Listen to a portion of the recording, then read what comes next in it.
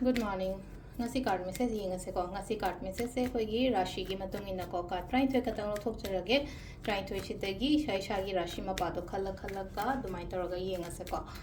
to khwai first ko amma ani ahum mari manga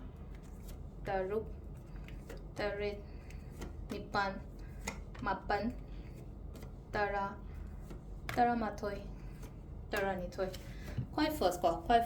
gi mesh rashi gi yeng ase kai la ke no ko mathang ko ka trying to le ko mesh brisha methon karkat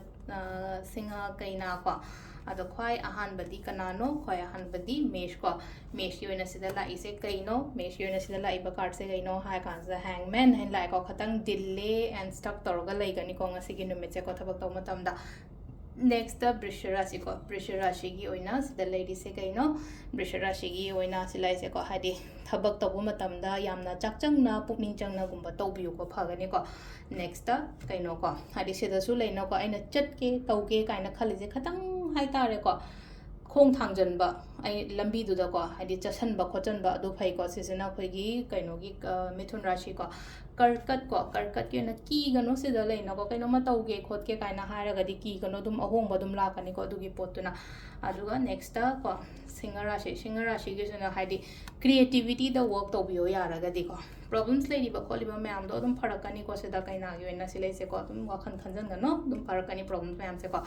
tula ko thabak chingani adu tar ko ngam na balance to gani ko hakchang bridge rashi gani isa se exhaust oi ram se kan isa mak so har se ko exhausted over don ko thabak myam tharo ko ge adu has mane exhaust oi ra ga phamaga lebe ya de ko haji dum exhausted oi re ko la nga tang ko thara ga muk thabak kum ba to bio ko adu ga se se na khoi gi dhanu ge je wakhan phataba khotaba myam ma khanjan ba khojan ba oi na oi bu tholo adu da gi adu ga next na hadi